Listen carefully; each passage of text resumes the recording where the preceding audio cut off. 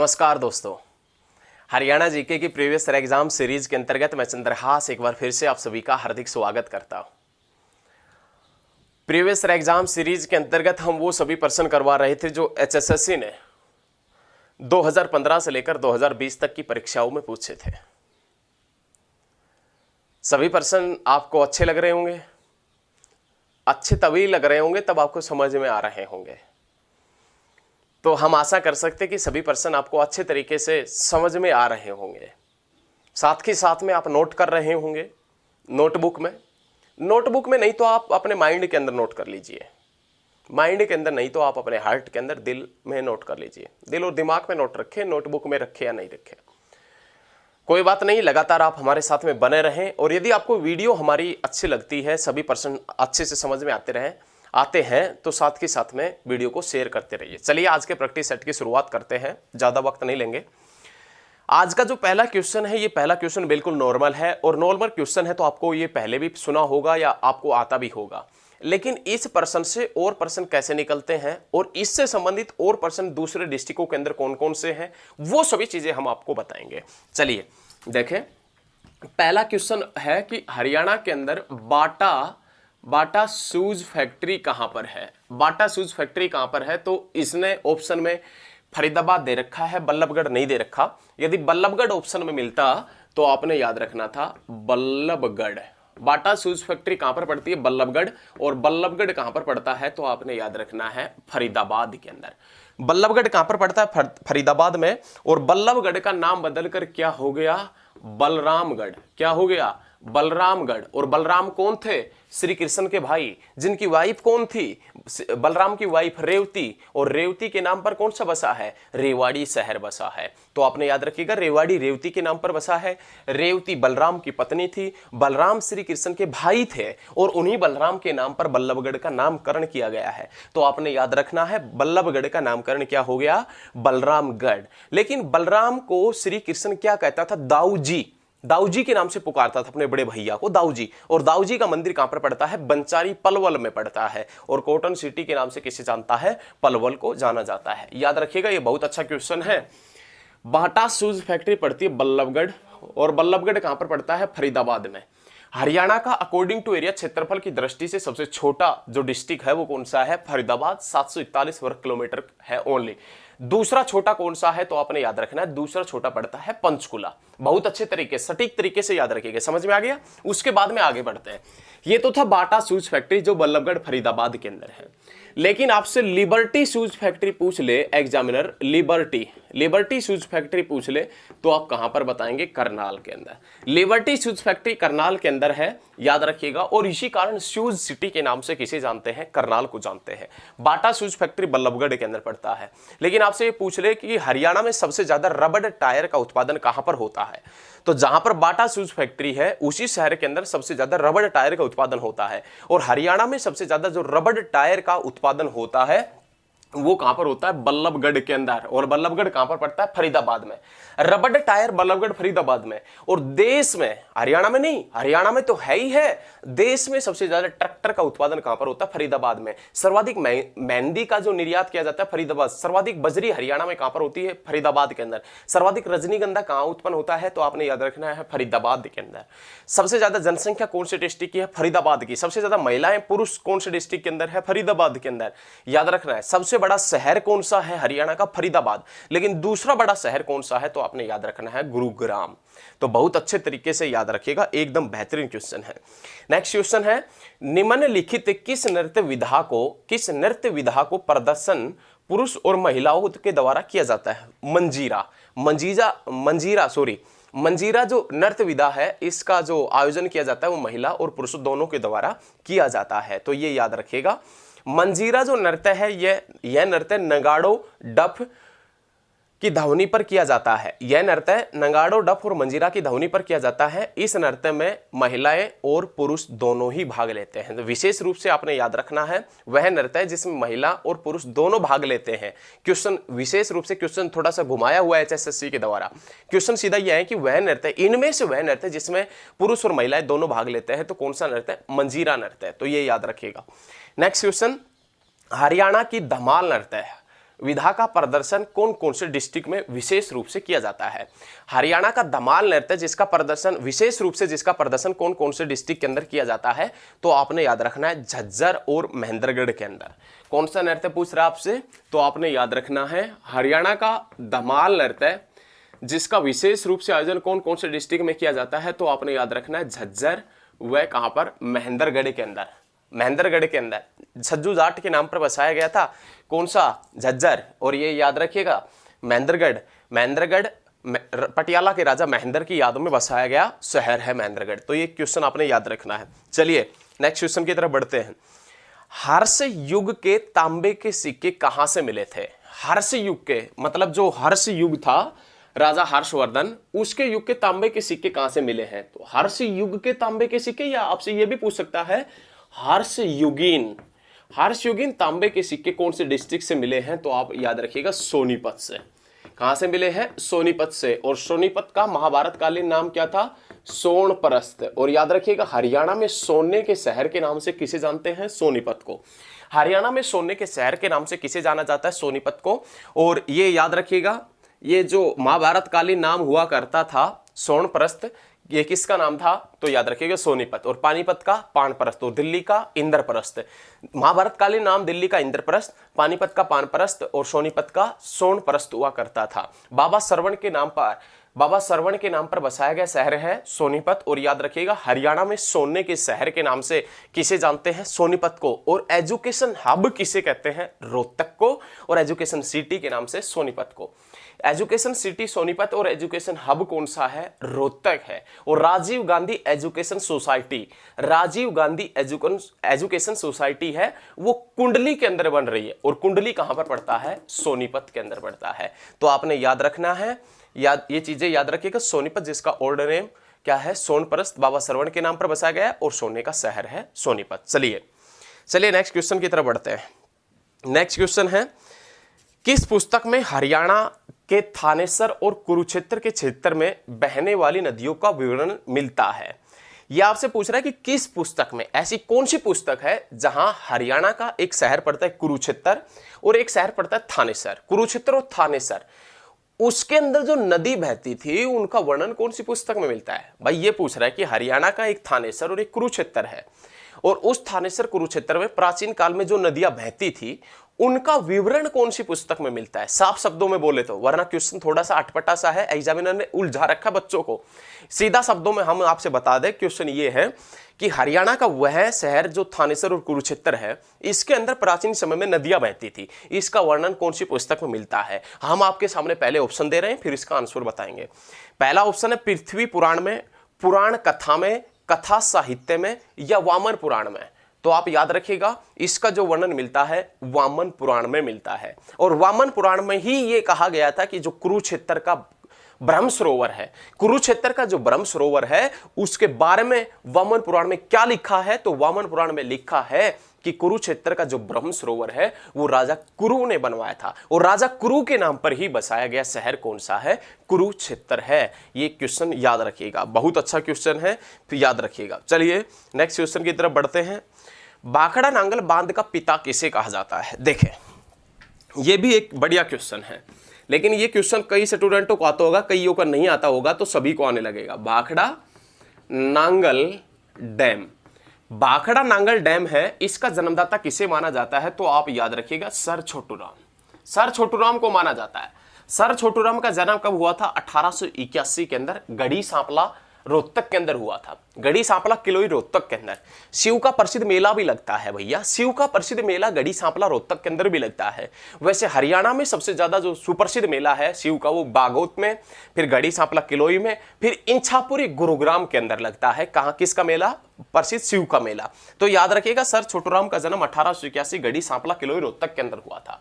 लेकिन इसी के साथ में भैया आपने याद क्या रखना है, 1881 के अंदर 100 साल जोड़ दे 1981, 18 के अंदर यदि 100 ऐड कर दे, 1881 के अंदर 100 ऐड कर दे 1981 में HBSC Haryana board of school education HBSC जो पहले चंडीगढ़ के अंदर था, जिसकी स्थापना 1969 के अंदर हुई थी चंडीगढ़ में, उसे चंडीगढ़ से भिवानी कब लेकर आए थे? 1981। और 1981 से 100 घटा दे 1881, गढ़ी सांपला किलोई रोहतक के अंदर किसका जन्म हुआ था? सर छोटूराम का। और भाखड़ा नांगल डैम है, उसके जन्मदाता कौन माने जाते हैं? सर छोटूराम। भाखड़ा नांगल डैम की नींव कब रखी गई थी? तो आपने याद रखना 1933 में भाखड़ा नांगल डैम की नींव रखी गई थी। भाखड़ा नांगल डैम की नींव कब रखी गई थी? 1933 में। और भाखड़ा नांगल डैम 1933 में रखी गई थी जिसकी नींव, इसमें यदि 10 जोड़ दें 1943। देखिए समझने की कोशिश कीजिए, भाखड़ा नांगल डैम की नींव रखी गई थी 1933 में, सर छोटूराम इसके जन्मदाता माने जाते हैं। और भाखड़ा नांगल डैम की जो तिथि थी 1933, इसके अंदर 10 जोड़ दें 1943। कुरुक्षेत्र से धर्म क्षेत्र, अंबाला से सनातन धर्म और कायाकल्प समाचार पत्र सफीदो जींद से निकला था। कुरुक्षेत्र से धर्म क्षेत्र, कायाकल्प सफीदो जींद से और अंबाला से विश्वव्यापी सनातन धर्म समाचार पत्र निकला था 1943 में। 1943 से 100 घटा दे 1843, अंबाला कैंट बना था। 1943 से यदि 100 घटा दे 1843, अंबाला कैंट बना था। 100 जोड़ दे 1943, 3 समाचार पत्र निकले थे, बता चुके हैं। और 10 घटा दे 1933, भाखड़ा बांध की शुरुआत हुई थी, भाखड़ा बांध बनना शुरू हुआ था, भाखड़ा बांध की नींव रखी गई थी। और भाखड़ा बांध का जन्मदाता सर छोटूराम, जिसका जन्म 1881 गढ़ी सांपला रोहतक के अंदर हुआ था। यदि आपको वीडियो अच्छी लगती है ना, तो इसी बात के ऊपर एक शेयर कर दीजिए, साथ के साथ में शेयर करते रहिए यदि आपको वीडियो अच्छी लगती है तो। चलिए नेक्स्ट क्वेश्चन की तरफ बढ़ते हैं, साथ के साथ शेयर करते रहिए। सर छोटूराम को सर की उपाधि कब मिली थी? तो आपने याद रखिएगा 1937 के अंदर सर की उपाधि मिली थी। सभी क्वेश्चन क्लियर करवाएंगे, कोई भी पर्सन आपके दिल और दिमाग में डाउट का नहीं रहना चाहिए, हम सभी पर्सन क्लियर करवाएंगे, लेकिन आप लगातार हमारे साथ में बने रहिए। तो ये सभी चीजें याद रखिएगा। एक बोर्ड को साफ कर देते हैं, उसके बाद में आगे बढ़ते हैं। सभी पॉइंट क्लियर है ना? तो अच्छे तरीके से आप याद रखिएगा, सभी पॉइंट अच्छे तरीके से क्लियर करते हुए चलिएगा, किसी प्रकार की कोई दिक्कत आपको आएगी नहीं। लगातार जुड़े रहिए और देखते रहिए हमारी हरियाणा जीके सीरीज, बिल्कुल फ्री है, किसी का कोई एक पैसा तक नहीं लगेगा। तो मेरे भाई पढ़िएगा। चलिए नेक्स्ट पर्सन की तरफ बढ़ते हैं आगे। अगला जो पर्सन है वो क्या है वो देखें, बहुत अच्छा पर्सन आएगा। 1937 में हरियाणा में खालिस्तान मिल की स्थापना की गई थी। देखिए एक पर्सन इन्होंने बता दिया, भिवानी टेक्सटाइल मिल की स्थापना 1937 के अंदर हुई थी। 1937 में हरियाणा में खालिस्तान मिल की स्थापना की गई थी। तो आपने याद रखना है, भिवानी जो टेक्सटाइल मिल है, भिवानी टेक्सटाइल मिल की स्थापना 1937 के अंदर की गई थी। और सर छोटूराम को सर की उपाधि भी कब मिली थी? 1937 में। भिवानी टेक्सटाइल मिल की स्थापना कब की गई थी? 1937 में। और सर छोटूराम को सर की उपाधि कब मिली थी? 1937 में। देखें क्वेश्चन से क्वेश्चन किस प्रकार बन रहा है। तो ऐसे ही आप बनना सीख जाएंगे यदि लगातार 10-12 क्लास हमारी देख लेते तो कंटिन्यू। 1937 में भिवानी टेक्सटाइल मिल बनी थी। ऐसा बताया गया कि जब ये भिवानी टेक्सटाइल मिल बनी थी तो इसकी जो लागत आई थी वो 34 करोड़ रुपए आई थी। ऐसा बताया जाता है कि जब 1937 के अंदर भिवानी टेक्सटाइल मिल बनी थी तो इसकी लागत कितनी आई थी? 34 करोड़ रुपए इसकी लागत हुआ करती थी उस समय, ध्यान रखना। चलिए नेक्स्ट क्वेश्चन की तरफ बढ़ते हैं। नेक्स्ट जो पर्सन है वो पर्सन बहुत अच्छा है। रोलेक्ट एक्ट के विरोध में किसने सभी सम्मान व पदक अंग्रेजों को वापस कर दिए थे? रोलेक्ट एक्ट का संबंध है, रोलेक्ट एक्ट का संबंध है वो कौन सी डेट से है? 1919 से। ये कलर के एग्जाम में आया था, अभी कलर का एग्जाम हुआ था पीछे, उसके अंदर आया था कि रोलेक्ट एक्ट भारत कब आया था। तो आपने याद रखना है 1919 के अंदर। रोलेक्ट एक्ट का विरोध सर्वप्रथम कहां पर हुआ था? तो याद रखिएगा अंबाला के अंदर। रोलेक्ट एक्ट का विरोध हरियाणा में सबसे पहले कहां पर हुआ था? अंबाला। और अंबा राजपूत के नाम पर बसाया गया शहर या माता अंबालिका के नाम पर बसाया गया शहर कौन सा है? अंबाला। रोलेक्ट एक्ट का विरोध अंबाला में कब किया गया था? 1919 में। सर्वप्रथम जब भी ये रोलेक्ट एक्ट भारत आया था उसका सर्वप्रथम हरियाणा में जो मुख्य रूप से विरोध किया गया था वो अंबाला में किया गया था, याद रखना है। लेकिन रोलेक्ट एक्ट के विरोध में ऐसा महापुरुष जिसने अपने सभी पदक और पुरस्कार वापस कर दिए थे, कौन हुआ करते थे? लाला मुरलीधर। रोलेक्ट एक्ट के विरोध में सभी पदक और पुरस्कार या सम्मान लौटाने वाले कौन व्यक्ति थे? लाला मुरलीधर। और लाला मुरलीधर जिनका जन्म कहां पर हुआ था? पलवल में। लेकिन लाला मुरलीधर की कर्म भूमि कौन सी है? अंबाला। लाला मुरलीधर जिसकी कर्म भूमि तो पड़ती है अंबाला, लेकिन लाला मुरलीधर जिसकी जन्मभूमि पड़ती है पलवल के अंदर। तो ये आपने याद रखना है, लाला मुरलीधर वही शख्सियत है जब हरियाणा के अंदर कांग्रेस की प्रथम शाखा 1886 के अंदर हरियाणा में कांग्रेस की प्रथम शाखा 1886 में खुली थी और हरियाणा में कांग्रेस की प्रथम शाखा कहां पर खुली थी? अंबाला में। और वो शाखा किसके प्रयासों से खुली थी? लाला मुरलीधर के प्रयासों से ही खुली थी। लाला मुरलीधर जिसकी जन्मभूमि तो पलवल है, लाला मुरलीधर जिसकी कर्म भूमि अंबाला है, और इन्हीं के प्रयासों से हरियाणा के अंबाला में कांग्रेस की प्रथम शाखा खुली थी। लेकिन क्वेश्चन हमारा यह है कि रोलक एक्ट के विरोध में कौन महापुरुष ऐसे थे जिसने सारे पदक और पुरस्कार सम्मान सब कुछ वापस कर दिया था? लाला मुरलीधर। रोलक एक्ट का विरोध सर्वप्रथम हरियाणा में कौन से डिस्ट्रिक्ट में हुआ था? तो आपने याद रखना अंबाला। यह क्वेश्चन भी बहुत बार पूछा जाता है। तो क्वेश्चन क्लियर है?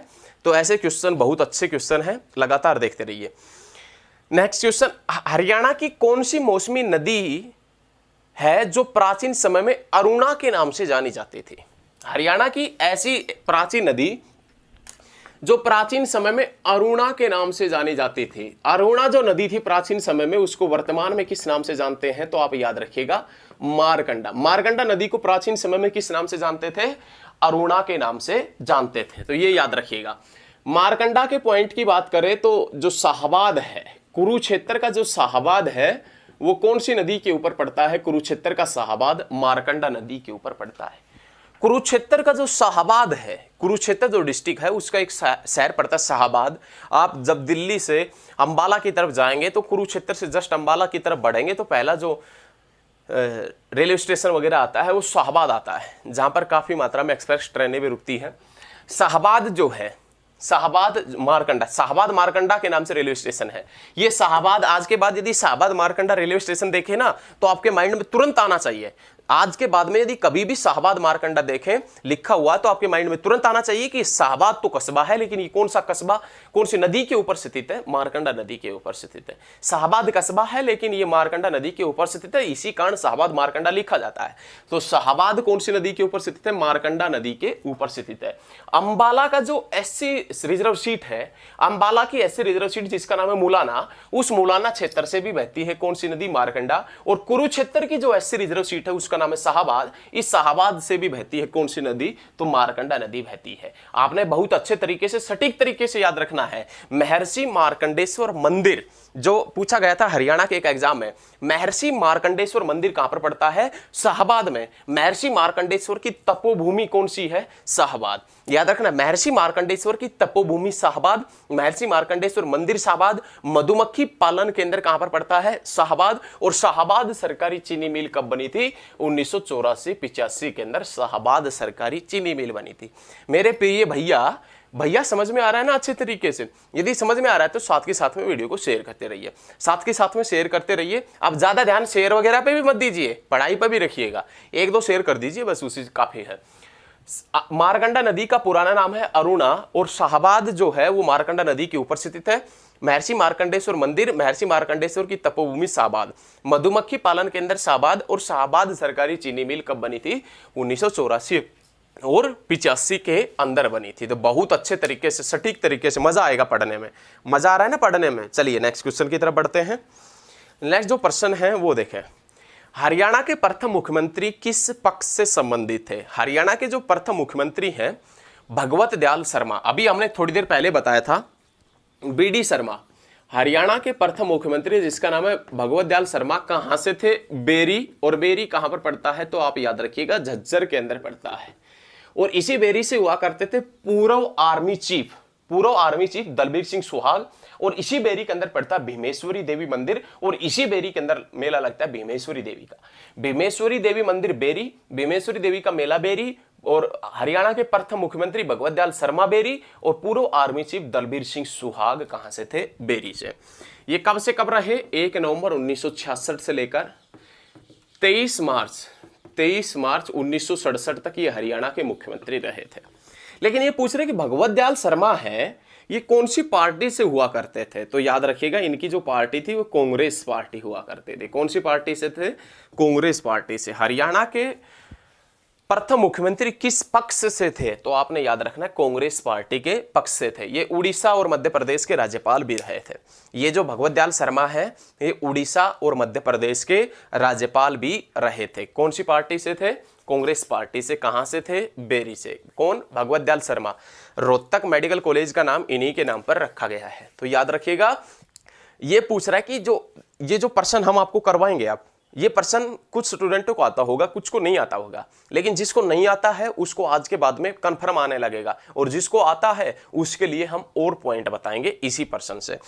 देखिए ये आपसे पूछ रहा है कि चट्टी पातशाही गुरुद्वारा कहां पर स्थित है। क्या पूछ रहा है? ये आपसे पूछ रहा है कि चट्टी जो पातशाही गुरुद्वारा है, चट्टी पातशाही गुरुद्वारा कहां पर स्थित है। तो आप बताएंगे कि जो चट्टी पातशाही गुरुद्वारा है वो पड़ता है कुरुक्षेत्र में। गुरुद्वारा चट्टी पातशाही यदि पूछता है आपसे तो आप बता देंगे कुरुक्षेत्र में। आपका आंसर बिल्कुल ठीक हो जाएगा, तुरंत आपको 1 नंबर मिल जाएगा। लेकिन आपसे यदि पूछ ले कि पातशाही शब्द किस धर्म से संबंधित है, तो आप क्या बताएंगे? सिख धर्म से संबंधित है। कौन से धर्म से संबंधित है? सिख धर्म से संबंधित है, ये आपने याद रखना है। और हरियाणा में सर्वाधिक मात्रा में सिख धर्म कौन से डिस्ट्रिक्ट में मिलता है, तो आपने याद रखना है सिरसा, और सिरसा के बाद में फतेहाबाद के अंदर मिलता है, सिरसा और फतेहाबाद। लेकिन सिखों का प्रसिद्ध मेला बैसाखी का मेला 13 और 14 अप्रैल को कहां पर लगता है, तो याद रखिएगा पंचकुला पिंजौर के अंदर लगता है। बहुत ज्यादा इंपॉर्टेंट क्वेश्चन है। पिंजौर के अंदर 2 दिन 13 व 14 अप्रैल को बैसाखी का मेला चलता है। आपने याद रखना है गुरु गोविंद सिंह मार्शल आर्ट संग्रहालय कहां पर स्थित है? यमुनानगर में। बैसाखी का मेला लगता है पिंजौर पंचकुला में 13 और 14 अप्रैल को। लेकिन सबसे ज्यादा जो सिख धर्म है, सिखों का प्रसिद्ध मेला पिंजौर में लग रहा है, लेकिन सबसे ज्यादा जो सिख धर्म है वो कहां पर मिलता है, तो आपने याद रखना है सिरसा और फतेहाबाद में। और पातशाही शब्द किससे संबंधित है? सिखों से संबंधित है। और चट्टी पातशाही गुरुद्वारा कहां पर पड़ता है? कुरुक्षेत्र में पड़ता है। चलिए बहुत अच्छे तरीके से पढ़ाएंगे, कोई दिक्कत नहीं है। आप साथ के साथ में वीडियो को शेयर करते रहिए। दूसरा पॉइंट हम आपसे ये बता देते हैं कि चट्टी पातशाही गुरुद्वारा तो पड़ता है कुरुक्षेत्र में, लेकिन तीसरी पातशाही भी कहां पर पड़ता है? कुरुक्षेत्र में। 9वीं पातशाही भी कहां पर पड़ता है? कुरुक्षेत्र में। 7वीं पातशाही भी कहां पर पड़ता है? कुरुक्षेत्र में। तो याद रखना है तीसरी, छठी, 7वीं, 8वीं, 9वीं, तीसरी, छठी, 7वीं, 8वीं, 9वीं पातशाही गुरुद्वारा है, वो सारे गुरुद्वारे कहां पर पड़ते हैं? कुरुक्षेत्र में। लेकिन पहली पातशाही गुरुद्वारा, पहली पातशाही, देखिए पैसे पहली और पैसे पानीपत याद रखना है। पहली पातशाही गुरुद्वारा यदि आपसे पूछता है तो आप बताएंगे पानीपत के अंदर पड़ता है। पहली पातशाही गुरुद्वारा यदि फिर से देखिए एक बार रिपीट करते हैं। पहली पातशाही गुरुद्वारा है वो कहां पर पड़ता है? पानीपत के अंदर। ये बहुत अच्छे तरीके से आपने याद रखना है। तीसरी, छठी, 9वीं और 10वीं पातशाही जो गुरुद्वारा है, तीसरी, छठी, 7वीं, 8वीं, 9वीं, 10वीं पातशाही गुरुद्वारा कहां पर पड़ता है, तो आपने याद रखना है कुरुक्षेत्र के अंदर पड़ता है। पहली पातशाही याद रखिएगा, पहली पातशाही कहां पर पड़ता है? पानीपत के अंदर पड़ता है। सभी क्वेश्चन ठीक होने चाहिए आपके। उसके बाद में नेक्स्ट क्वेश्चन, गुरुद्वारा दमदमा साहिब, गुरुद्वारा दमदमा साहिब कहां पर पड़ता है, तो आपने याद रखना कुरुक्षेत्र में। गुरुद्वारा दमदमा साहिब हमने इसलिए बताया है क्योंकि यह चीज आपको भी पता होनी चाहिए। गुरुद्वारा दमदमा साहिब कहां पर पड़ता है? कुरुक्षेत्र के अंदर पड़ता है। याद रखना है दमदमा हरियाणा की सबसे बड़ी झील का नाम है, दमदमा झील, जो सोहना गुरुग्राम के अंदर पड़ती है। इसीलिए 2 क्वेश्चन बने। हरियाणा की सबसे बड़ी जो झील है जिसका नाम क्या है? दमदमा झील, जो सोहना गुरुग्राम के अंदर है। और दमदमा साहिब गुरुद्वारा कहां पर पड़ता है? कुरुक्षेत्र के अंदर पड़ता है। उसके बाद में नेक्स्ट गुरुद्वारा आएगा गुरुद्वारा बाहोली साहिब। गुरुद्वारा बाहोली साहिब कहां पर पड़ता है? कुरुक्षेत्र के अंदर पड़ता है। लेकिन यह भी हमने इसलिए बताया है क्योंकि बाहोली तेल शोधन कारखाना कहां पर पड़ता है? पानीपत में। और बाहोली तेल शोधन कारखाना पानीपत में कब बना था? 1980 में। याद रखिएगा, बाहोली साहिब गुरुद्वारा कुरुक्षेत्र में और बाहोली तेल शोधन कारखाना कहां पर पड़ता है? पानीपत में, जो कब बना था? 1980 में। लेकिन भैया ये चीज हम इसलिए बता रहे हैं क्योंकि हमें पता है। कोई बात नहीं है, इसमें आपको भी पता लगेगा और आपको ऐसा बताएंगे आप कभी नहीं भूलेंगे। ये आपको पहले भी देख चुके हैं। देखें, बाहोली साहिब गुरुद्वारा कुरुक्षेत्र के अंदर पड़ता है और बाहोली तेल शोधन कारखाना पानीपत में, जो 1980 के अंदर बना था। लेकिन इसी के साथ में आपने याद रखना है, बहुत ज्यादा इंपॉर्टेंट, मेवात अत्यधिक पिछड़ा इलाका था, अब भी थोड़ा थोड़ा है। मेवात पिछड़ा इलाका है, या सरकार की नाकामी समझे हम, या किसी भी प्रकार से मेवात को उभारने के लिए काफी मात्रा में प्रयास भी किया जाता है। ऐसे ही एक प्रयास 1980 के अंदर किया गया था। 1980 के अंदर मेवात विकास बोर्ड बना था। बाहोली तेल शोधन कारखाना 1980 और मेवात विकास बोर्ड कब बना था? 1980 के अंदर बना था। ये चीजें आपके दिल और दिमाग में रहनी चाहिए। चलिए, बहुत अच्छे, लगातार बने रहिए, बहुत अच्छे। नेक्स्ट क्वेश्चन है, हरियाणा में पनघट से संबंधित गीतों में किस रस की प्रधानता होती है? हरियाणा में पनघट, पनघट से संबंधित गीतों में किस रस की प्रधानता होती है? तो श्रृंगार रस। जो पनघट से संबंधित गीत है, हरियाणा में जो पनघट से संबंधित गीत गाए जाते हैं उनके अंदर किस रस की प्रधानता होती है? तो आप बताएंगे श्रृंगार रस। पनघट वगैरह तो सुना होगा आपने। पनघट से संबंधित गीतों में श्रृंगार रस की प्रधानता होती है। बहुत अच्छे। नेक्स्ट क्वेश्चन, विवाह में नीम बराई किस अवसर पर होता है? विवाह में नीम बराई किस अवसर पर होता है? देखिए, नीम बराई का नाम आते ही मन में लड्डू फूटने लगे हैं। कोई बात नहीं, ये लड्डू आपको हम साकार करेंगे, ये सपने हम आपके साकार करेंगे, इसमें कोई चिंताजनक विषय नहीं है। बहुत जल्दी ये सारी चीजें हम आपकी साकार करेंगे। जो जो आपने सपने सजाए हैं सरकारी नौकरी के, ये सभी साकार कर देंगे। लड्डू तो फूटते ही हैं ऐसे ही जब क्वेश्चन आते हैं मन में। तो विवाह में नीम बराई किस अवसर पर होता है? तो याद रखिएगा, जब लड़की के घर, लड़की का जो घर होता है, मतलब जो आपकी वाइफ बनने वाली है उसका घर होता है, उस घर के ऊपर जब लड़का जाता है तो उस समय दूल्हे क्या होता है? द्वार पर दूल्हे के आगमन के समय, द्वार पर दूल्हे के आगमन के समय, मतलब जब लड़की का घर होता है, जब दूल्हा वगैरह जाता है लड़की के घर। आजकल तो स्टेज वगैरह प्रोग्राम होने लग गए हैं, वरना पहले वो उसी द्वार के ऊपर, घर का जो मुख्य दरवाजा होता है उसी द्वार के ऊपर वरमाला डलती थी। आजकल तो एक बार जाते हैं और वो देखा होगा ना आपने, जो दरवाजे वगैरह के ऊपर नीम वगैरह लेकर उस दरवाजे को मारते हैं, तो वही नीम बराई आपसे पूछ रहा है कि द्वार पर दूल्हे के आगमन पर। याद रख, लड़की का जो घर होता है उसका जो द्वार होता है वहां पर दूल्हे के आगमन पर नीम बराई की रस्म होती है। काफी रुपए वगैरह भी शायद लिए जाते हैं, पता होगा आपको किसी को, और किसी को नहीं पता है तो आपको जल्द ही पता लग जाएगा। चलिए, बहुत अच्छे, लगातार बने रही, लगातार। नेक्स्ट क्वेश्चन, ये जो प्रश्न है ना, इसमें वास्तव में आपको मजा आएगा। देखे, प्रथम विश्व युद्ध में प्रथम विश्व युद्ध में सैनिकों की सबसे अधिक भर्ती किस जिले से हुई थी? प्रथम विश्व युद्ध के दौरान सैनिकों की सबसे ज्यादा भर्ती किस जिले से हुई थी? तो एक बार इसके ऊपर हम फोकस डालेंगे, और यदि प्रथम विश्व युद्ध से संबंधित हरियाणा जीके का कोई और भी प्रश्न निकलता है तो सारे प्रश्न करवाएंगे।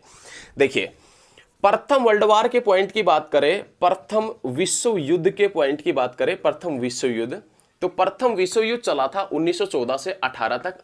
किसी को डाउट नहीं है, सभी क्लियर है। प्रथम विश्व युद्ध के दौरान अमेरिका शामिल हुआ था 1917 के अंदर। ये सीडीएस के एग्जाम के अंदर पूछा गया था भाई। प्रथम विश्व, पता नहीं सीडीएस का था या एनडीए का था, कुछ ऐसा एग्जाम था, उसके अंदर ये पूछा गया था प्रथम विश्व युद्ध के दौरान अमेरिका कब शामिल हुआ था। तो आपने याद रखना 1917 के अंदर। लेकिन हम तो नेशनल और इंटरनेशनल जीके के पॉइंट की बात ही नहीं कर रहे, हम तो बात कर रहे हैं ओनली हरियाणा की। प्रथम विश्व युद्ध जो हुआ 1914 से 18 तक, इस विश्व युद्ध के दौरान हरियाणा में सैनिक भर्ती का मुख्य केंद्र कौन सा हुआ करता था? रोहतक। सैनिक भर्ती का मुख्य केंद्र हुआ करता था, और सैनिक भर्ती का मुख्य केंद्र था तो रोहतक से कितने सैनिक भर्ती हुए थे? 22,144 सैनिक भर्ती हुए थे। और इस सैनिक भर्ती का विरोध किसने किया था? तो आपने याद रखना है, पंडित नेकीराम शर्मा ने। पंडित नेकीराम शर्मा, जिसका उपनाम है हरियाणा केसरी, जिसका जन्म 1887 में रोहतक के कैलंगा गांव में हुआ था। यह आपने याद रखना बहुत अच्छे तरीके से। प्रथम विश्व युद्ध 1914 से 18 तक चला। इस विश्व युद्ध में सैनिक भर्ती का मुख्य केंद्र रोहतक था, और रोहतक से 22,144 सैनिक भर्ती हुए थे। और 22,144 जो सैनिक भर्ती हुए थे, उस सैनिक भर्ती का विरोध किसने किया था?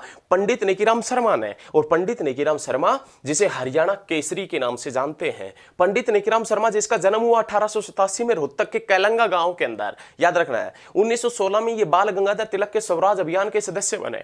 1920 के अंदर ये कांग्रेस के सचिव बनाए गए, डिविजनल कांग्रेस के मुख्य सचिव बनाए गए, और 1921-22 के अंदर ये जेल में रहे असहयोग आंदोलन के दौरान। 1925 से लेकर 1930 ये मदन मोहन मालवीय और लाला लाजपत राय जैसे महान व्यक्तियों के साथ रहे। और 1930 में पंडित नेकीराम शर्मा ने भिवानी से संदेश नामक साप्ताहिक समाचार पत्र निकाला था। याद रखिएगा, भिवानी वही शहर है जिसे वार हीरोज ऑफ सिटी कहा जाता है। वार हीरोज सिटी कहा जाता है किसको? भिवानी को। और याद रखिएगा, धर्मार्थ न्यासों का शहर, धर्मार्थ न्यासों का शहर भी किसे कहते हैं, तो आपने याद रखना है धर्मार्थ न्यासों का शहर भी किसे कहते हैं, भिवानी को कहते हैं। लेकिन धर्मनगरी कुरुक्षेत्र, लेकिन हरियाणा की काशी भिवानी और छोटी काशी कैथल। लेकिन आप आइए पंडित नेकीराम शर्मा के ऊपर।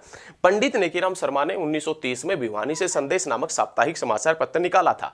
Doubt clear. उसके बाद में क्वेश्चन आता है कि हरियाणा केसरी के नाम से किसे जाना जाता है, पंडित नेकीराम शर्मा। और पंडित नेकीराम शर्मा का एक बहुत अच्छी लाइन है, एक बहुत अच्छा वाक्य है। वो अच्छा वाक्य क्या है, मुझे तो संपूर्ण भारत की भूमि चाहिए, मुझे तो संपूर्ण भारत की भूमि चाहिए। ये किसने कहा था, पंडित नेकीराम शर्मा ने। तो 1914 से 18 तक जो वर्ल्ड वार चला था उससे संबंधित क्या क्वेश्चन आते हैं और क्या क्वेश्चन पूछा गया है और क्या क्वेश्चन आने की संभावना है, सभी पॉइंट क्लियर है। ऐसे ही पॉइंट क्लियर करते चलेंगे, आप वीडियो को साथ के साथ में शेयर करते रहिए। चलिए बहुत अच्छे तरीके से पढ़ेंगे, किसी प्रकार का कोई दिक्कत नहीं आएगा। नेक्स्ट क्वेश्चन है, शंकर जादूगर की जन्म स्थली कौन सी है। आपने नाम सुना होगा जादूगर सम्राट शंकर, क्योंकि आपके शहर के अंदर भी आया होगा कभी जादू दिखाने। जादूगर सम्राट शंकर, जादूगर सम्राट शंकर कभी कभी आपके शहर के अंदर आया होगा सर्कस वगैरह दिखाने के लिए, आपने भी देखा होगा कभी कभी सर्कस। जादूगर सम्राट शंकर की जो जन्म स्थली है उसके पॉइंट की बात करें तो एलनाबाद से है। कहां से है, एलनाबाद से है जादूगर सम्राट शंकर। और एलनाबाद जिसका क्वेश्चन पूछ लिया जाता है कि एलनाबाद का पुराना नाम क्या है, तो खड़ियल। एलनाबाद का पुराना नाम है खड़ियल। जादूगर सम्राट शंकर का जो संबंध है वो कहां से है, एलनाबाद से। और एलनाबाद कहां पर पड़ता है, सिरसा के अंदर। क्लियर है ना। जादूगर सम्राट शंकर सिरसा से है। सिरसा की कौन सी विधानसभा सीट से है, एलनाबाद से। और एलनाबाद जिसका पुराना नाम खड़ियल है। ये आपने यदि देखना है तो हमारे डिस्ट्रिक्ट वाली जो वीडियो है उसके अंदर भी आप जाकर देख सकते हैं। एलनाबाद का पुराना नाम आप नोट कर लीजिए, बुक में नहीं तो अपने दिमाग में नोट कर लीजिए, और दिमाग में नहीं तो दिल में नोट कर लीजिए। एलनाबाद का पुराना नाम है खड़ियल। और जादूगर सम्राट शंकर भी कहां से थे, एलनाबाद से हुआ करते थे।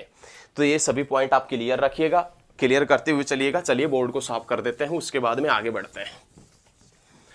सभी पॉइंट समझ में आ रहे हैं ना, किसी प्रकार का कोई दिक्कत नहीं होना चाहिए। और यदि फिर भी आपको कोई दिक्कत महसूस हो रहा है तो आप कमेंट कर दीजिए, कमेंट का आंसर हम अवश्य देंगे। कमेंट करते हुए चलिएगा। नहीं, आपके अंदर एक जोश होना चाहिए सरकारी नौकरी का, उस जोश को तो हम बरकरार रखेंगे। फिर एक बार जोश जगा लीजिए सरकारी नौकरी का, फिर वो किस प्रकार से बरकरार रखना है वो काम हमारा है। बस आप एक बार जोश तो जगाइए, सरकारी नौकरी की पाने की चाहत तो जगाइए अपने अंदर, सफल हो जाएंगे आप। देखें नेक्स्ट क्वेश्चन है, धार्मिक व ऐतिहासिक स्थल कोल किस जिले में है। क्या पूछ रहा है, धार्मिक और ऐतिहासिक स्थल, धार्मिक और ऐतिहासिक स्थल कोल किस जिले के अंदर है। तो ये वन लाइनर क्वेश्चन है, इसका आपने याद रखना, कैथल के अंदर। ये हमने इसलिए बताया है क्योंकि 2-3 बार एग्जाम में ये पूछा जा चुका है। धार्मिक व ऐतिहासिक स्थल कोल कैथल में। लवकुश महातीर्थ भी कहां पर पड़ता है, कैथल के अंदर पड़ता है। कोयल पर्यटन स्थल भी कहां पर पड़ता है, कैथल। कोयल पर्यटन स्थल कैथल, लवकुश महातीर्थ कैथल, और धार्मिक व ऐतिहासिक स्थल कोल कहां पर पड़ता है, कैथल के अंदर। याद रखना है, याद कैसे रखना है, नोट कर लीजिए। कहां पर, बुक में। बुक में नहीं करेंगे, दिमाग में। दिमाग में नहीं करेंगे तो दिल में नोट कर लीजिए, कोई बात नहीं है। चलिए नेक्स्ट क्वेश्चन की तरफ बढ़ते। बहुत अच्छे क्वेश्चन आएंगे, एक से एक बेहतरीन क्वेश्चन आएंगे। रत्नावली किसने लिखी थी, पता है, नो डाउट आपको भी पता होगा, नो डाउट। हम मानते हैं कि आपने पढ़ा है, आपको कुछ लोगों को पता होगा, कुछ को नहीं पता होगा। रत्नावली किसने लिखी थी, लेकिन आज के बाद में सभी को पता लग जाएगा कि किसने लिखी थी। देखें रत्नावली, यदि पुस्तक के पॉइंट की बात करें, रत्नावली ये पूछेगा किसने लिखी। रत्नावली के पॉइंट की बात करें तो रत्नावली किसकी रचना है, हर्षवर्धन की रचना है। हर्षवर्धन प्रसिद्ध लेखक हुआ करता था, जिसकी प्रमुख जो रचनाएं थी वो थी प्रियदर्शिका। हर्षवर्धन की प्रमुख रचना जो हुआ करती थी वो कौन सी हुआ करती थी, एक तो प्रियदर्शिका। उसके बाद में कौन सी पुस्तक कौन सी हुआ करती थी, नागानंद। और तीसरी कौन सी हुआ करती थी, रत्नावली। प्रियदर्शिका, रत्नावली और नागानंद, ये सभी किसकी रचना है? हर्षवर्धन की रचना है। लेकिन एग्जामिनर ने आपसे सिर्फ एक ही पूछी है, कौन सी पूछी है? रत्नावली। तो आप क्या बताएंगे? रत्नावली किसकी रचना है? हर्षवर्धन की रचना है। हर्षवर्धन कौन से वंश से संबंधित था? वर्धन वंश से। वर्धन वंश को पहले किस नाम से जाना जाता था? पुष्यभूति वंश के नाम से। यह क्वेश्चन एचएसएससी पूछ चुका है कि पुष्यभूति वंश का नाम बदलकर क्या हो गया, या पुष्यभूति वंश को वर्तमान में किस नाम से जाना जाता है? तो आप बताएंगे वर्धन वंश के नाम से। किस नाम से? वर्धन वंश के नाम से जाना जाता है। तो हर्षवर्धन कौन से वंश से हुआ करता था? वर्धन वंश। और हर्षवर्धन का दरबारी कवि हुआ करता था बाण भट्ट, और बाण भट्ट ने हर्षवर्धन की जीवनी लिखी थी जिसका नाम था हर्षचरित्र या हर्षचरित्र या हर्षचरित। किसने लिखी थी? बाण भट्ट ने। बाण भट्ट किसके दरबार में था? हर्षवर्धन के दरबार में हुआ करता था। इसी के साथ में आपने क्या याद रखना है? इसी के साथ में आपने ये याद रखना है कि हर्षवर्धन के शासनकाल में एक प्रसिद्ध चीनी यात्री हेनसांग भारत आया था। हेनसांग जिसकी पुस्तक का नाम था सीयुकी, और सीयुकी में वर्णन मिलता है थानेसर का। आपसे क्वेश्चन ये पूछ ले कि हेनसांग भारत हरियाणा में कब से कब रहा था? तो हेनसांग हरियाणा में रहा था 634 से 644 तक। ये हमने पिछले प्रैक्टिस सेट है उसके अंदर करवाया था ये क्वेश्चन कि हेनसांग हरियाणा में कब से कब रहा। तो 634 से 644 तक हरियाणा के अंदर रहा था। कौन? हेनसांग रहा था। तो आप लगातार हमारे साथ में बने रहिए। चलिए नेक्स्ट क्वेश्चन की तरफ बढ़ते हैं। नेक्स्ट क्वेश्चन है 40 हाफिज का मकबरा कहां पर स्थित है? 40 हाफिज का मकबरा, देखिए 40 हाफिज का मकबरा कहां पर स्थित है? तो 40 हाफिज का मकबरा है वो कहां पर स्थित है? तो आपने याद रखना है हिसार के अंदर। 40 हाफिज का मकबरा हिसार के अंदर स्थित है। हिसार जिसका पूरा नाम है इस्सुयार, और हिसार किसने बसाया था? फिरोज शाह तुगलक ने। कौन सी शताब्दी में बताया था? कौन सी शताब्दी में बसाया था? 14वीं शताब्दी में। और उत्तर भारत की स्टील सिटी या मैग्नेट सिटी के नाम से किसे जानता है? हिसार को जानता है। ये आप याद रखिएगा। लेकिन भारत की स्टील सिटी जमशेदपुर है। तो ये याद रखिएगा 40 हाफिज का मकबरा कहां पर है भैया? हिसार के अंदर है। लाट की मस्जिद भी कहां पर है? लाट की मस्जिद, और लाट की मस्जिद के पॉइंट पूछे आपसे, लाट की मस्जिद भी कहां पर स्थित है? हिसार के अंदर। Delhi gate, Nagauri gate, Mori gate और Talaki gate. Delhi gate, Nagauri gate, Mori gate और तलाकी गेट कहां पर स्थित है? तो आपने याद रखना है हिसार के अंदर स्थित है। ये आपने याद रखना है। लेकिन एक पड़ता है बड़सी गेट, एक पड़ता है कौन सा गेट? बड़सी गेट। वो बड़सी गेट भी कहां पर स्थित है? हिसार का एक कस्बा पड़ता है हांसी, और उस हांसी का पुराना नाम है आसी, और आसीगढ़ का किला पड़ता है पृथ्वीराज चौहान ने बनवाया था, और उस आसीगढ़ के किले के अंदर पड़ता है बड़सी गेट। बड़सी गेट कहां पर पड़ता है? हांसी हिसार में। Delhi gate, Nagauri gate, Mori gate और तलाकी गेट हिसार में। लाट की मस्जिद हिसार में। 40 हाफिज का मकबरा हिसार के अंदर पड़ता है। आशा करते हैं कि आपको वीडियो पसंद आया होगा, और यदि आपको वीडियो पसंद आ रहा है तो साथ के साथ में वीडियो को शेयर करते रहिए। सभी सोशल प्लेटफॉर्म पर वीडियो को शेयर करें। लगातार हम एक से एक बेहतरीन क्वेश्चन जो पीछे प्रैक्टिस सेट के अंदर रिपीट नहीं हुए हैं, सभी प्रश्न नए प्रश्न प्रत्येक प्रैक्टिस सेट में नए प्रश्न हम आपसे करवाएंगे। कोई भी किसी प्रकार का डाउट यदि आपको लगता है, कोई भी प्रश्न में डाउट लगता है, तो आप उसका कमेंट कीजिए, प्रश्न को कमेंट कीजिए। हम आज नहीं तो कल आंसर देंगे हर पल। तो हरियाणा में अंबाला कैंटोनमेंट की स्थापना कब हुई थी? हरियाणा के अंदर ये पूछ रहा है कि जो अंबाला कैंट है, क्या अंबाला जो कैंट है हरियाणा के अंदर, ये अंबाला कैंट कब बना था? हरियाणा के अंदर अंबाला कैंट कब बना था? तो आपने याद रखना 1843 के अंदर अंबाला कैंट बना था। 1843 की घटना है जब अंबाला कैंट बना था। अब आपसे ये पूछे कि हरियाणा में क्रांति की शुरुआत कब हुई थी? तो 1857 में, 10 मई 1857 में क्रांति की शुरुआत हुई थी। लेकिन क्रांति की शुरुआत हरियाणा में कहां से हुई थी? तो आपने याद रखना हरियाणा में क्रांति की शुरुआत जो है वो कहां से हुई थी? अंबाला से। हरियाणा में क्रांति की शुरुआत अंबाला से क्यों हुई थी? क्योंकि अंबाला उस समय कैंट था। क्वेश्चन ये आपके मन में, आपके दिल और दिमाग में आ सकता है कि हरियाणा में क्रांति की शुरुआत अंबाला से क्यों हुई। यदि आपके दिल और दिमाग में क्वेश्चन आए तो आज के बाद में तुरंत आपके माइंड में आना चाहिए कि अंबाला से क्रांति की शुरुआत इसलिए हुई थी क्योंकि अंबाला उस समय कैंट था। और ये अंबाला कैंट कब बना था? 1843 में। और आप जो रविवार की, संडे की छुट्टी मना रहे हैं, उस रविवार की छुट्टी की शुरुआत भी कब हुई थी? 1843 के अंदर। लेकिन यहां से क्वेश्चन और अच्छा क्वेश्चन निकल कर आता है, और वो क्वेश्चन क्या है वो देखें। यदि इसके अंदर हम 100 जोड़ दें, यदि इसके अंदर हम 100 जोड़ दें तो कितने हो जाएंगे? 1943। भाई सभी को मालूम है 1843 के अंदर यदि हम 100 जोड़ दे रहे हैं तो कितने हो जा रहे हैं? 1943 हो जा रहे हैं।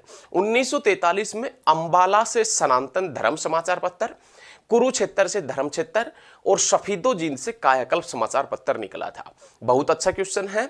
1943 के अंदर अंबाला से सनातन धर्म समाचार पत्र, कुरुक्षेत्र से धर्मक्षेत्र और सफीदो जींद से कायाकल्प समाचार पत्र निकला था 1943 में। लेकिन यहां से हम 100 घटा दें, 1843 अंबाला कैंट बना था। बहुत अच्छे तरीके से पढ़ाएंगे, ऐसे ही पढ़ाएंगे, एक क्वेश्चन से बहुत ज्यादा क्वेश्चन निकालेंगे। आप बस वीडियो के अंत तक बने रहिएगा। चलिए नेक्स्ट क्वेश्चन की तरफ बढ़ते हैं। नेक्स्ट क्वेश्चन क्या है वो देखें। किंवदंती के अनुसार पांडवों ने हरियाणा राज्य के किस स्थान पर जयंती देवी के सम्मान में मंदिर का निर्माण करवाया था? ये पूछ रहा है किंवदंती के अनुसार। किंवदंतियों में ये लिखा गया है कि पांडवों ने जयंती देवी के सम्मान में एक मंदिर बनवाया था और उस मंदिर का नाम क्या था? जयंती देवी मंदिर। तो देखिए एक बार, एक क्वेश्चन तो हमारा यहीं पर क्लियर हो गया। वो ये पूछ रहा है कि जयंती देवी मंदिर, क्या पूछ रहा है? जयंती देवी मंदिर। भाई जयंती देवी मंदिर अब आपसे पूछे कि किसने बनवाया था तो आप बता दें कि तुरंत किसने बनवाया था? पांडवों ने बनवाया था। और किसकी याद में? जयंती, माता जयंती की याद में बनवाया था। लेकिन ये आगे क्या पूछ रहा है कि वो मंदिर कहां पर बनवाया था? तो जयंती देवी मंदिर है वो कहां पर पड़ता है? जींद के अंदर पड़ता है। याद रखिएगा, कहां पर पड़ता है? जींद के अंदर पड़ता है। कौन सा मंदिर? जयंती देवी मंदिर। पांडवों ने महाभारत विजय के उपलक्ष्य में, पांडवों ने महाभारत विजय के उपलक्ष्य में, ये पॉइंट आप नोट कर लीजिए, ये पॉइंट नोट करने योग्य है। पांडवों ने महाभारत विजय के उपलक्ष्य में, महाभारत विजय मतलब महाभारत का युद्ध नहीं हुआ था, लेकिन युद्ध होने से पहले महाभारत विजय के उपलक्ष्य में एक मंदिर बनवाया था जिसका नाम क्या था? जयंती देवी का मंदिर। माता जयंती की याद में महाभारत विजय के उपलक्ष्य में कि यदि हम युद्ध, जैसे आप नहीं कहते हैं कि यदि नौकरी वगैरह लग गए तो हम ये कर देंगे, लेकिन पांडवों ने ऐसा नहीं किया था। उन्होंने पहले मंदिर बनवाया था, फिर माता से आशीर्वाद प्राप्त किया था कि हमें युद्ध में विजयी बनाए। जैसे हम और मतलब जो भी मानव है, जैसे आप है या हम हैं, जैसे आपको नौकरी चाहिए तो हे भगवान नौकरी कर दी, इस प्रकार से हम ये अपनी श्रद्धा के अनुसार जो भी है कुछ कर देंगे। लेकिन पांडवों ने क्या किया था कि महाभारत युद्ध नहीं हुआ था, महाभारत युद्ध से पहले ही माता का मंदिर बनवा दिया था। और वो माता का मंदिर कौन सा था? जयंती देवी का। और जयंती देवी का मंदिर कहां पर पड़ता है? जींद के अंदर। और इसी कारण इस जींद को अन्य किस नाम से भी जानता है? तो याद रखिएगा, जयंती देवी नगर के नाम से भी जाना जाता है। जयंती देवी नगर के नाम से भी किसको जाना जाता है? तो आपने बहुत अच्छे तरीके से याद रखना है। किसको जानते हैं? जींद को। लगातार बने रहिए, लगातार देखते रहिए और साथ के साथ में शेयर करते रहें। एक शेयर आपका दूसरे लोगों की जिंदगी बना सकता है। देखें, हरियाणा में महारा गांव जगमग गांव योजना की शुरुआत कब हुई थी? महारा गांव जगमग गांव योजना की शुरुआत कब हुई थी? तो आपने याद रखना है, महारा गांव और जगमग गांव जो योजना है, महारा गांव और जगमग गांव योजना है, ये किस लिए महत्वपूर्ण है और हमारे लिए एग्जाम की दृष्टि से क्यों महत्वपूर्ण बन जाती है ये? तो हरियाणा के अंदर जो महारा गांव जगमग गांव योजना चली थी, इस योजना के तहत गांवों को 24 घंटे बिजली उपलब्ध कराने का प्रावधान था। गांवों को 24 घंटे बिजली उपलब्ध कराने का प्रावधान था। लेकिन यह पूछ रहा है कि महारा गांव जगमग गांव योजना की शुरुआत कब हुई थी? कौन सी योजना है? एक बार देखें बहुत अच्छे तरीके से। महारा गांव और जगमग गांव, महारा गांव और जगमग गांव, ये योजना है भैया। महारा गांव जगमग गांव योजना की शुरुआत हुई थी 1 जुलाई 2015 से। कब हुई थी? 1 जुलाई 2015 से महारा गांव जगमग गांव योजना की शुरुआत हुई थी। और इसके अंतर्गत क्या प्रावधान था? 24 घंटे गांवों को बिजली उपलब्ध कराने का प्रावधान था। बहुत अच्छे तरीके से याद रखना है, 1 जुलाई 2015 से इसकी शुरुआत हुई थी। नेक्स्ट क्वेश्चन, सीसवाल संस्कृति किस जिले में फैली है? तो याद रखिएगा, क्या पूछ रहा है आपसे? ये पूछ रहा है सीसवाल जो संस्कृति है, सीसवाल संस्कृति का संबंध कौन से जिले से है? तो हिसार से। आपसे ये पूछ रहे कि सीसवाल गांव भी कहां पर पड़ता है? हिसार के अंदर। देखिए सीसवाल जैसा ही एक गांव है सिसाय, हरियाणा का सॉरी, हरियाणा का सबसे बड़ा जो गांव है उस गांव का नाम क्या है? तो आपने याद रखना है सिसाई। और ये सिसाई गांव भी कहां पर पड़ता है? हिसार के अंदर। लेकिन सीसवाल संस्कृति का संबंध भी कहां से है? हिसार से है। बहुत अच्छा क्वेश्चन है, सीसवाल गांव भी पड़ता है। नवपाषाण काल की सभ्यता हरियाणा की सीसवाल सभ्यता, नवपाषाण काल की जो सभ्यता है उसे हरियाणा में किस नाम से जाना जाता है? सीसवाल सभ्यता के नाम से जाना जाता है। एक बार देखें ये क्वेश्चन, आप रिपीट करें, क्वेश्चन को अपने माइंड में समझे। नवपाषाण काल, नवपाषाण काल की जो सभ्यता है, नवपाषाण काल की जो सभ्यता है उसे हरियाणा में सीसवाल सभ्यता के नाम से जाना जाता है। एक बार फिर से रिपीट कर दे रहे। देखिए, रिपीट करना हमारा फर्ज है और आपके माइंड के अंदर लगातार बैठाना हमारा फर्ज है। सीसवाल संस्कृति जो है, नवपाषाण काल की जो सभ्यता थी, नवपाषाण काल की जो सभ्यता है, और उस नवपाषाण काल की सभ्यता को हरियाणा में किस नाम से जानते हैं? तो आप बताएंगे सीसवाल सभ्यता के नाम से, सीसवाल संस्कृति के नाम से जाना जाता है। चलिए नेक्स्ट क्वेश्चन पढ़ते हैं। नेक्स्ट क्वेश्चन, उसके बाद मोहिंदर प्रताप चंद एक प्रसिद्ध कवि है, उनकी भाषा है, ये पूछ रहा है। ये क्वेश्चन एग्जाम की दृष्टि से बहुत ज्यादा इंपॉर्टेंट है। एग्जाम में काफी बार ये क्वेश्चन पूछा जा चुका है और ऐसे ही क्वेश्चन हम करवा रहे हैं जो एचएसएससी ने लगातार प्रतियोगिता परीक्षाओं के अंदर पूछे हैं। तो ये क्या पूछ रहा है? मोहिंदर प्रताप चंद है। क्या? मोहिंदर प्रताप चंद एक सुप्रसिद्ध कवि है, लेकिन उनकी भाषा क्या है? तो आपने याद रखना उर्दू से। कौन सी भाषा से संबंधित है? तो आपने याद रखना उर्दू से संबंधित है। अब यहां पर उर्दू से एक क्वेश्चन निकलता है, एक प्रश्न निकलता है, एक क्वेश्चन निकलता है। और वो क्वेश्चन क्या है कि हरियाणा का ऐसा जिला, हरियाणा का एकमात्र जिला जिसके अंदर उर्दू बोली जाती है। एक बार फिर से समझिए प्यारे बच्चे, आप समझने की कोशिश कीजिए। हरियाणा का ऐसा जिला जिसके अंदर उर्दू का प्रयोग किया जाता है, उर्दू बोली जाती है, तो कौन सा डिस्ट्रिक्ट है? तो आप याद रखिएगा Gurugram, cyber city, medi city, millennium city के नाम से जानते हैं। गुरु द्रोणाचार्य के नाम पर बसाया गया शहर है गुरुग्राम। पहले नाम था गुरुग्राम, बाद में नाम हुआ गुड़गांव और अब फिर क्या हो गया? गुरुग्राम। तो याद रखिएगा, हरियाणा का ऐसा जिला जिसके अंदर उर्दू बोली जाती है, गुरुग्राम। और जो मोहिंदर प्रताप चंद जो एक सुप्रसिद्ध कवि थे, उनकी जो लैंग्वेज थी, उनकी जो भाषा थी, वो कौन सी हुआ करती थी? उर्दू।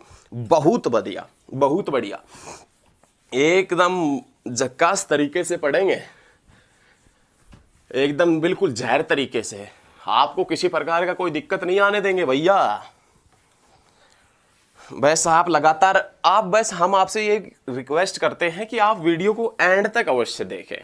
देखिए, शुरुआती चरण में देखने से और एंड तक नहीं देखेंगे ना, तो इसमें भाई आपको, देखिए हम पूरा मेहनत करवाने के लिए तत्पर हैं और आप मेहनत करें हमारे साथ में, हम जो बताते हैं उसी के अकॉर्डिंग आप मेहनत करें, सफलता अवश्य मिलेगी, सफलता आपके कदम चूमेगी। चलिए नेक्स्ट, यदि प्रश्न की तरफ बढ़े तो निम्नलिखित में से कौन हरियाणा के कालिदास के नाम से जाने जाते हैं? हरियाणा का जो कालिदास है, हरियाणा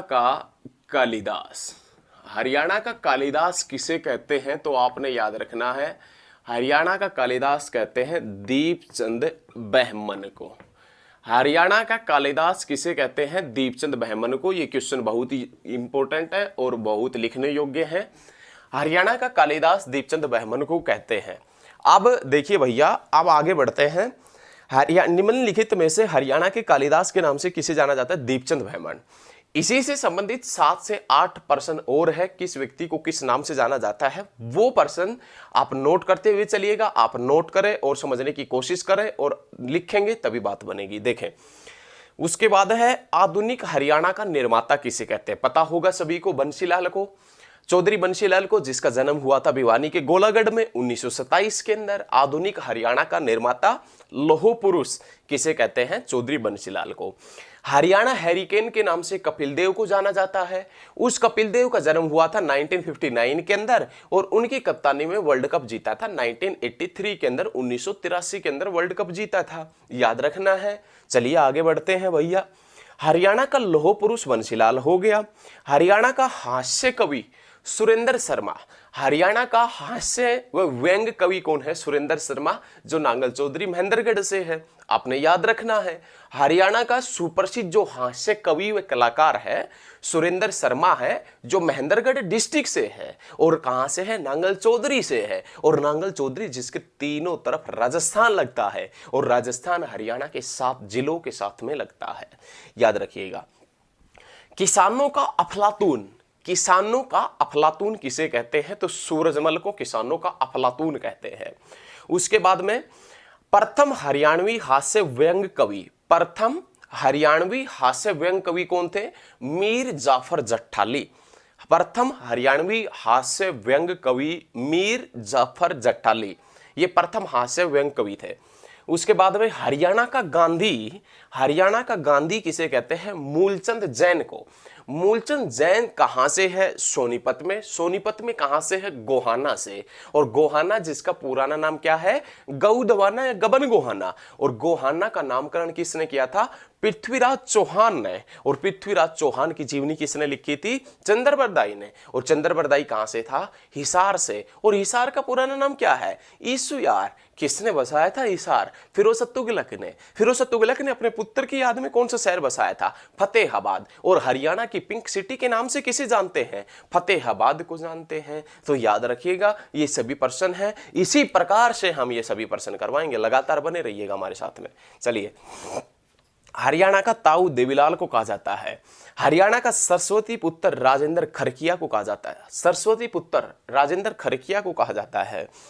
और हरियाणा का सौर सम्राट पंडित जसराज, पंडित जसराज को कहा जाता है। हरियाणा का शेक्सपियर लक्ष्मीचंद को कहा जाता है। और हरियाणा का तानसेन लक्ष्मीचंद को कहा जाता है, जो सोनीपत से थे। और हरियाणा का प्रथम सांगी किशनलाल भट्ट। हरियाणा का रुबई सम्राट उदयभान हंस।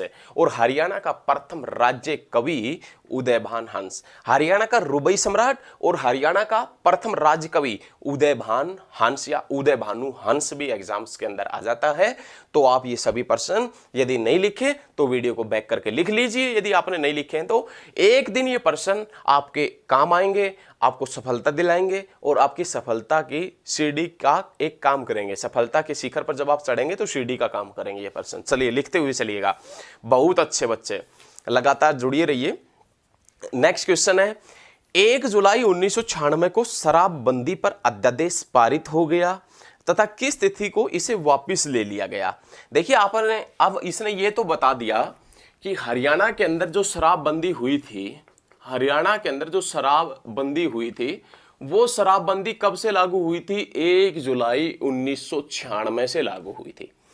लेकिन ये कह रहा है कि हरियाणा में जो शराबबंदी पर विधानसभा के अंदर जो अध्यादेश पारित हुआ था उसकी तो डेट ही ये है, लेकिन उस अध्यादेश को वापस कब किया गया था? तो आपने याद रखना, 1 अप्रैल 1998 के अंदर अध्यादेश को वापस किया गया था। 1 अप्रैल 1998 के अंदर। ये सभी क्वेश्चन आप याद रखिएगा। हरियाणा में जो शराबबंदी हुई थी वो याद रखना आपने, 1 जुलाई 1996 से लेकर 1 अप्रैल 88 लिख दिया, 1998 तक हरियाणा में शराबबंदी चली थी। हरियाणा में जो शराबबंदी चली थी उस समय हरियाणा के मुख्यमंत्री कौन हुआ करते थे? बंसीलाल, जिसे आधुनिक हरियाणा का निर्माता और लौह पुरुष के नाम से जानते हैं। बंसीलाल की एक पार्टी हुआ करती थी, हरियाणा विकास पार्टी। हरियाणा विकास पार्टी। और ये हरियाणा विकास पार्टी कब बनी थी? तो आपने याद रखना है, हरियाणा विकास पार्टी बनी थी 1991 के अंदर। लेकिन हरियाणा विकास पार्टी की सरकार आई थी 1996 के अंदर। और जब हरियाणा विकास पार्टी की सरकार हरियाणा के अंदर आई थी उस समय चौधरी बंसीलाल हरियाणा के तीसरी बार सीएम बने थे, तीसरी बार मुख्यमंत्री बने थे। तो ये सीरीज है, ये जो प्रश्न है आप इसको एक बार समझने की कोशिश कीजिए कि हम आपको क्या समझाना चाहते हैं और आप हमारे से क्या समझना चाहते हैं। 1996 के अंदर जब विकास पार्टी की सरकार बनी, हरियाणा विकास पार्टी की, तो चौधरी बंसीलाल तीसरी बार सीएम बने। और इसी चौधरी बंसीलाल के शासनकाल के दौरान हरियाणा में शराबबंदी हुई थी, ये याद रखना है। और हरियाणा में जो शराबबंदी काल था वो 1 जुलाई 1996 से लेकर 1 अप्रैल 1998 तक था। एग्जाम्स एग्जाम्स की दृष्टि से ये जो प्रश्न है बहुत ज्यादा इंपॉर्टेंट है। हम करवा ही इंपॉर्टेंट रहे हैं, वैसे तो करवा ही नहीं रहे, जो सभी प्रश्न वही करवाने जो एग्जाम्स के अंदर पूछे गए हैं। तो आपने याद रखना है मेरे प्यारे भैया, ये चीजें सभी याद रखिएगा और लिखते हुए चलिएगा इन चीजों को। चलिए हरियाणा शतरंज संघ का गठन किस वर्ष हुआ था? हरियाणा क्या पूछ रहा है?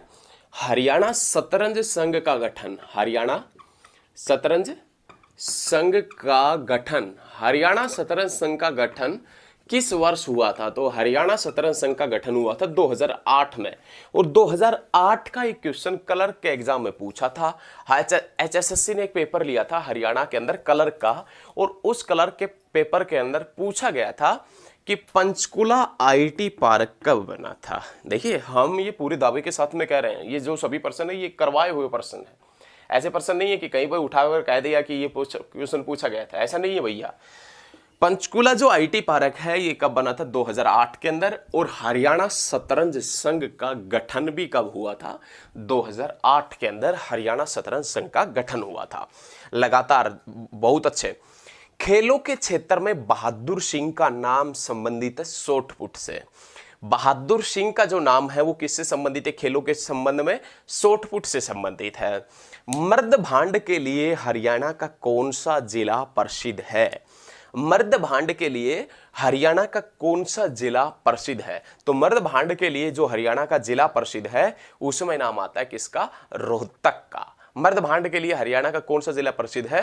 रोहतक प्रसिद्ध है। तो ये चीजें याद रखिएगा, बहुत अच्छा क्वेश्चन है।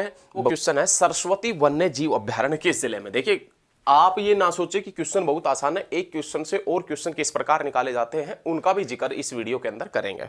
देखें ये क्वेश्चन पूछ रहा है कि जो सरस्वती वन्य जीव अभ्यारण्य है, दिख रहा है ना, सरस्वती वन्य जीव अभ्यारण्य किस जिले के अंदर पड़ता वो पूछ रहा है। सरस्वती वन्य जीव अभ्यारण्य, सरस्वती वन्य जीव अभ्यारण्य किस जिले के अंदर पड़ता है?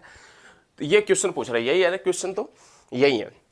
सरस्वती वन्य जीव अभ्यारण्य के पॉइंट की बात करें तो ये सरस्वती वन्य जीव अभ्यारण्य है, ये कैथल और कुरुक्षेत्र की जो सीमा है, कैथल और कुरुक्षेत्र की सीमा है उसके ऊपर स्थित है।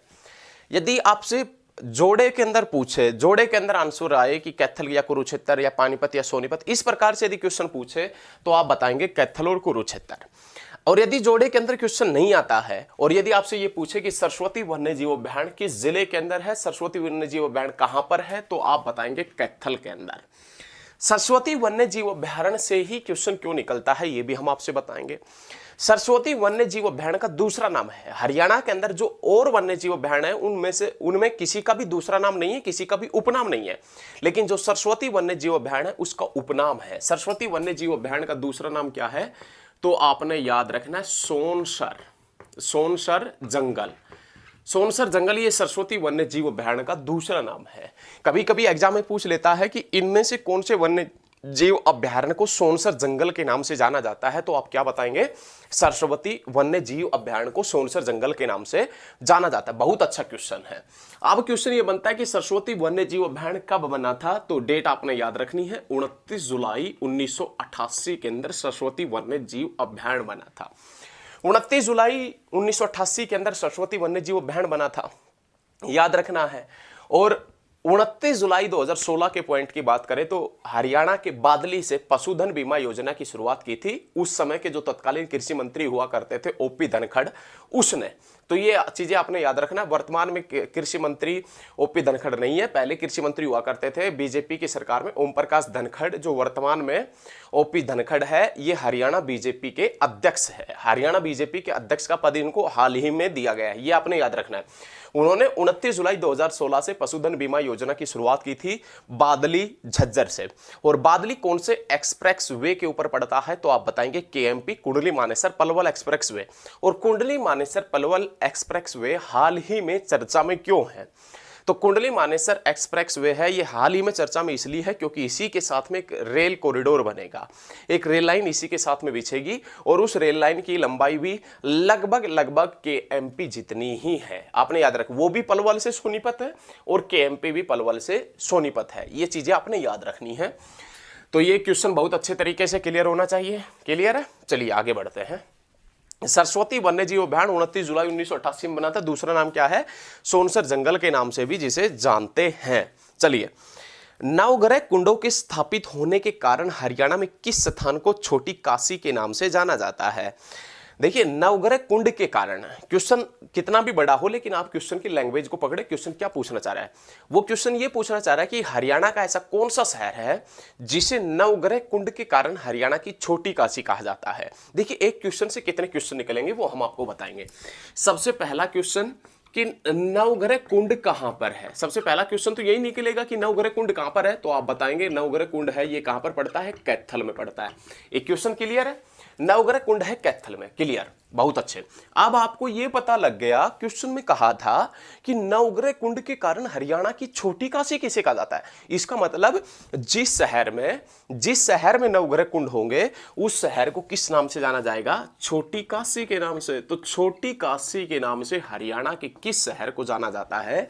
कैथल को जाना जाता है। याद रखिएगा, नवग्रह कुंड के कारण हरियाणा की छोटी काशी के नाम से किसे जाना जाता है? कैथल को जाना जाता है। अब नेक्स्ट प्रश्न जो बनेगा वो क्वेश्चन क्या उठता है?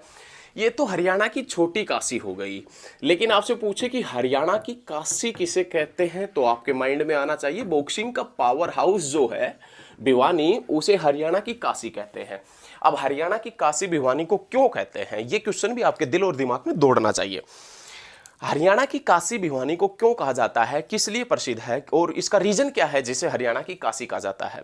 तो याद रखना है आपने, मंदिरों की अधिकता के कारण। किसकी अधिकता के कारण? मंदिरों की अधिकता के कारण हरियाणा की छोटी काशी के नाम से किसे जाना जाता है?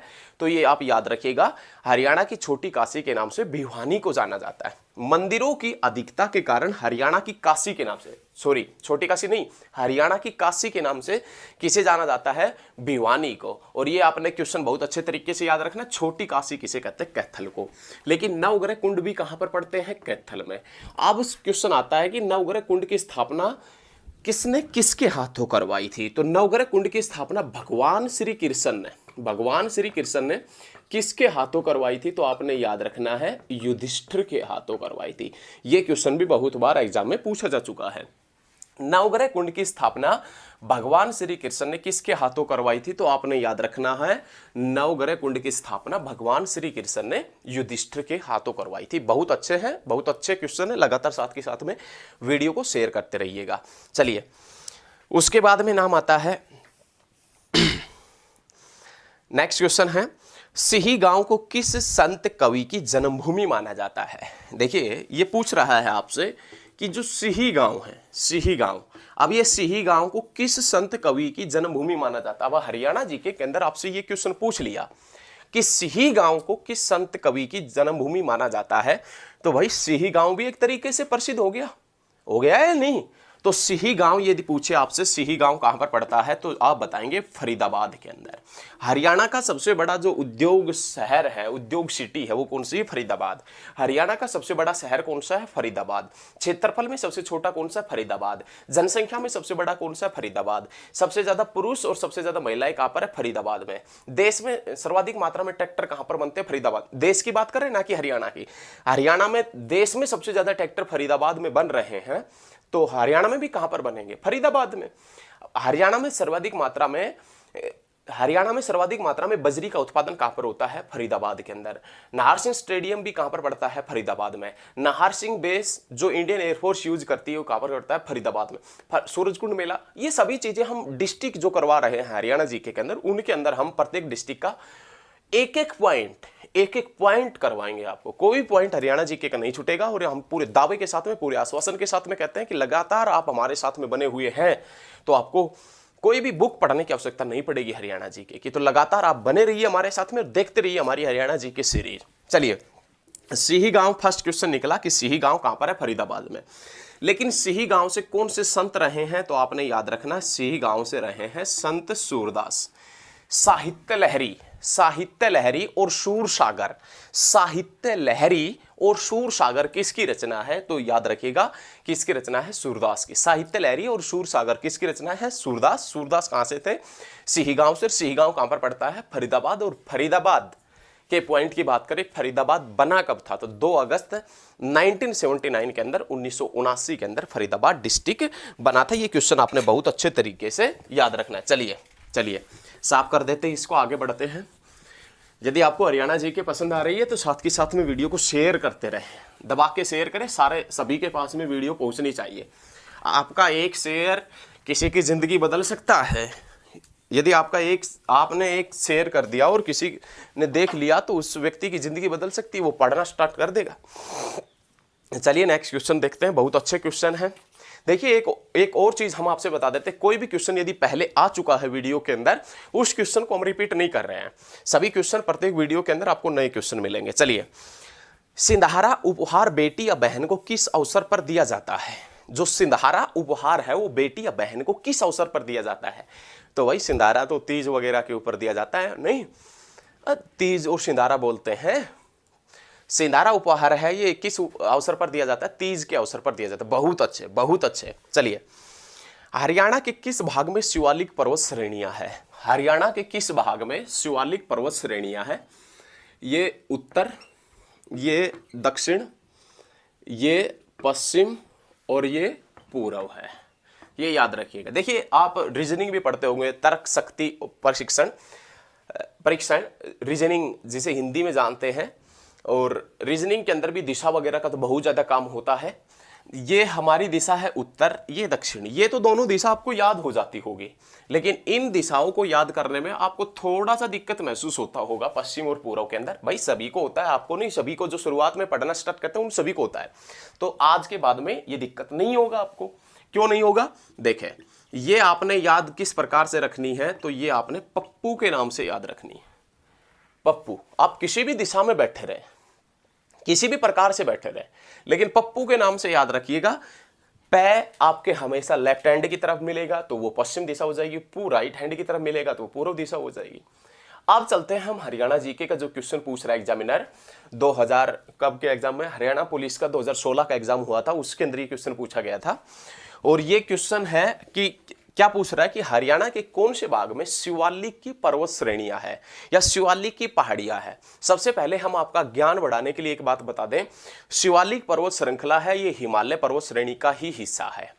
हिमालय पर्वत श्रेणी जिसे नॉर्थ टू साउथ है, उत्तर से दक्षिण 4 भागों में बांटा गया है, जिसमें एक भाग है शिवालिक पर्वत श्रृंखला। हिमालय की सबसे बाद में बनी पर्वत श्रेणी का नाम है शिवालिक।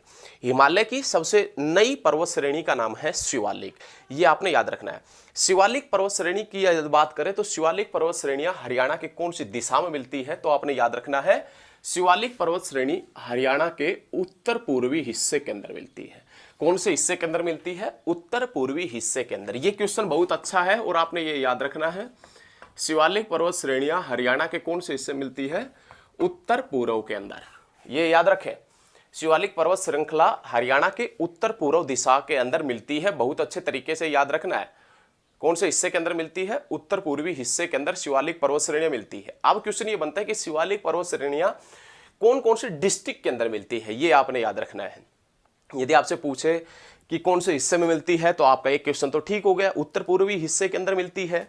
अब आपसे एग्जामिनर पूछ रहे कौन कौन से डिस्ट्रिक्ट के अंदर मिलती है, तो डिस्ट्रिक्ट यदि पूछेगा तो आपने बताना है पंचकुला, कौन कौन से डिस्ट्रिक्ट में? पंचकुला में, अंबाला में और यमुनानगर में। ये याद रखिएगा, पे के नाम से याद रख सकते हैं।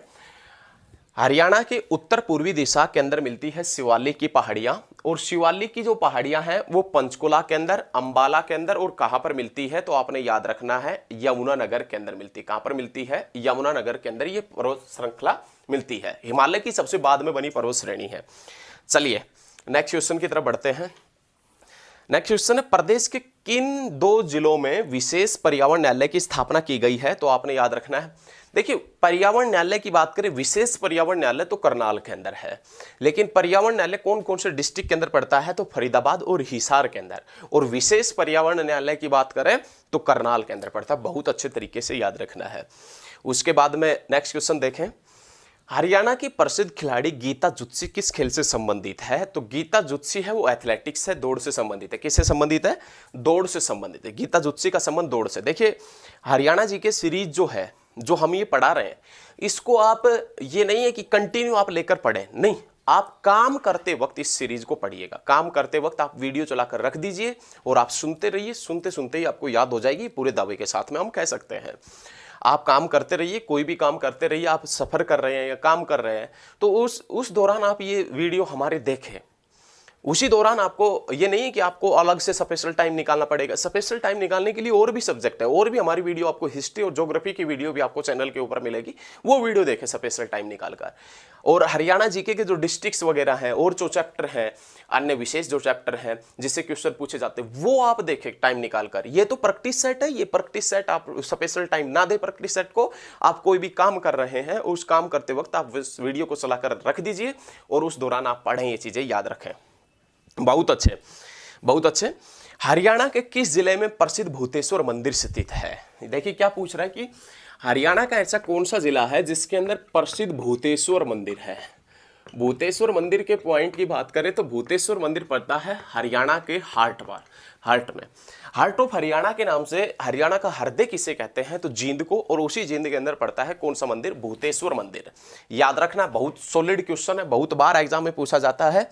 जींद रियासत का संबंध कौन सी रानी से रहा है तो रानी सोदराही का संबंध भी है जींद रियासत से है। बहुत अच्छा क्वेश्चन है, याद रखिएगा। तो ये याद रखें, भूतेश्वर मंदिर कहां पर पड़ता है? जींद डिस्ट्रिक्ट के अंदर भूतेश्वर मंदिर पड़ता है। धन्यवाद, मिलते हैं बहुत जल्द नेक्स्ट क्लास में। यदि आपको वीडियो पसंद आती है तो साथ के साथ में शेयर करते रहें। चलिए, धन्यवाद।